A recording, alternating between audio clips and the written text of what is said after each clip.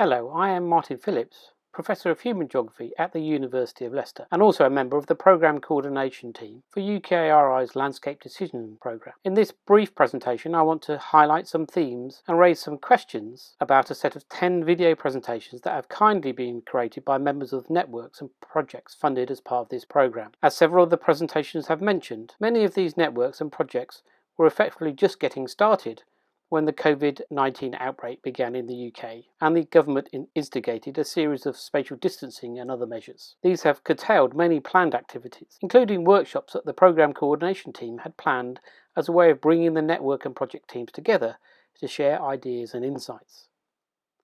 Just as many of the project and network teams have had to adapt approaches and activities, so have the Programme Coordination Team. We have moved our discussions online through a series of presentations and discussions, which have been grouped around one of 5 themes as shown in this slide. My role in this video is to act as a sort of discussant for the presentations grouped under theme 3, which was entitled Understanding Shared Social Values, Making Invisible Values Visible. These themes were very much set as quite general overarching ones that might only loosely connect to particular projects and networks that were obviously set up with very specific aims and objectives. It was, however, clear from the presentations that many of these projects were indeed addressing issues of value and values. One issue that struck me when listening to the presentations was, what do we mean when we say we are looking at landscape value or values, or trying to make invisible, intangible or latent values visible or apparent? Whilst value and values are repeatedly used terms, trying to track down the meaning and appeal of these terms can be both an elusive and perhaps rather fruitless quest. However, I think there is at least some value, to use that term again, in reflecting in how value is being used in these projects we've heard about in the presentations. It appeared to me that the term value was being used in at least 3 different ways. First, in many presentations, the term value was being used to imply some sense of worth. Landscapes or some other entity or being was seen as holding value in the sense of being, as Brigstock had put it, to be valuable, meaningful and worthwhile to some people. In some instances, this notion of worth is expressed through some monetary sense of value. A second way that the term value seems to be used is to convey some sense that people have values, and these work to influence how people act and engage with, for instance, the landscapes that surround them, or in which they work, live or play. Here, value perhaps implies orientation, and whilst many formal definitions of values in this sense often refer to values as mental or cognitive principles that people endeavour to live by or live up to, I had a sense that many of the presentations using this sense of value as orientation viewed values as encompassing more embodied, effective ways in which people come to engage and orientate themselves to the landscape that surround them. I think this aspect of thinking about values could potentially be a very significant aspect of these projects, particularly as orientation, as well as the worth that people give to things, may well be key ingredients in how people make decisions. A third way the term value is used in some of the presentations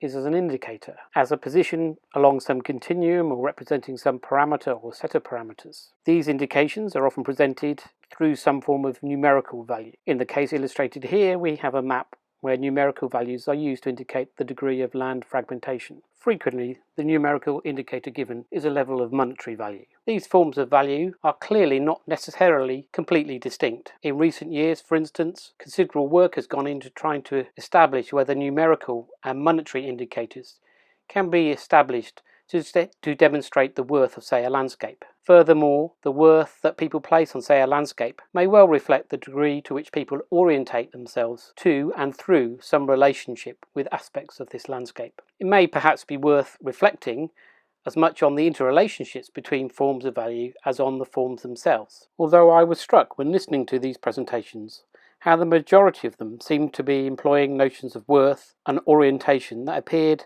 in significant ways to be other than those that might be connected to quantification or monetization.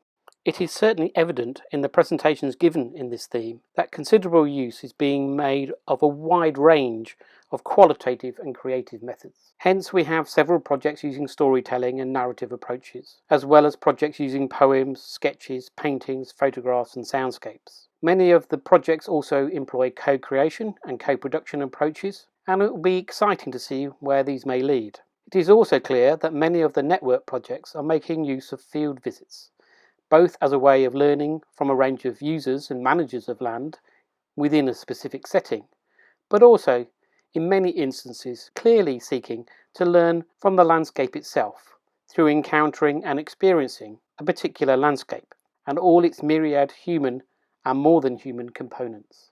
Clearly, the outbreak of COVID-19 has created many challenges for these networks and projects, and it is very evident from the presentations that some teams have responded very creatively to the current conditions. There are, for instance, references to the potential use of online crowdsourced writings, 3D virtual models, and drones to both generate and present materials from these projects. And whilst, as this slide shows, such methods have been employed in earlier research funded by organisations such as the AHRC, it may be that the creative use of these and other practices and technologies may become of increasing significance in the next few years, as we all have to learn how to conduct research whilst keeping people safe through social distancing. Whilst there clearly is a temptation to wait things out to see if conditions improve, so that initially planned activities can continue, perhaps there is also an opportunity for the programme teams to learn together about new ways of doing research, learning from each other and reflecting on what works well and what doesn't, particularly when seeking to explore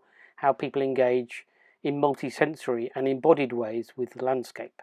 Perhaps this is an area where the programme coordination team could help facilitate cross-project discussions.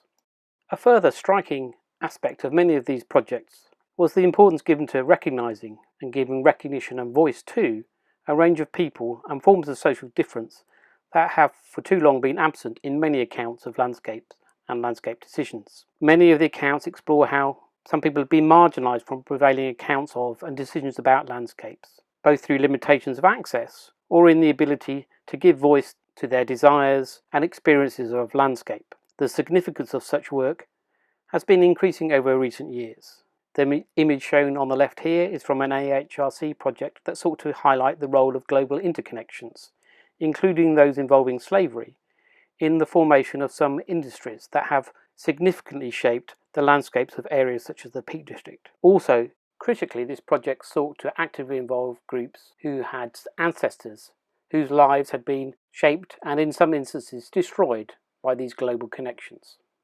A key aim of this project was to enable these groups to identify and create representations that express the role that their ancestors played in producing these landscapes that have now become so-called World Heritage Sites. Many of the projects in this theme seem to be clearly animated by very similar desires to help identify and give some representational form to people and indeed species who have been marginalised from many landscape accounts and thereby landscape decisions. Hence there are projects looking at and seeking to give voice to the multiple species that co-inhabit landscapes, as well as recognise the presence, views and experiences of women in the hills, disadvantaged young people, people with disabilities, BAME communities, and people living in a range of economically marginalised or overlooked communities and landscapes. Another very striking feature of these presentations is the range of landscapes that are being included within the Landscape Decisions programme. The presentations reveal projects studying iconic landscapes such as mountains, but also a series of other landscapes including those of working agriculture, gardens, allotment, treescapes, and the landscapes of infrastructure. Many of these projects also emphasise issues of temporality and change in the landscape, issues which are clearly of considerable significance at the current moment of a climate emergency, Brexit, and a global pandemic, all of which have the potential to induce both short-term and long-term landscape change, both directly and as a consequence of attempts to develop and manage change. This is clearly evidenced in relation to energy transition, and I was interested to see projects exploring how a post-carbon transition is leading to the decommission of landscape infrastructure, as well as the construction of new landscape infrastructure relating to renewable energy production. It was also interesting to see recognition of calls to rewild and share land. Issues such as rewilding and indeed landscape change and landscapes more generally raise issues of landscape politics.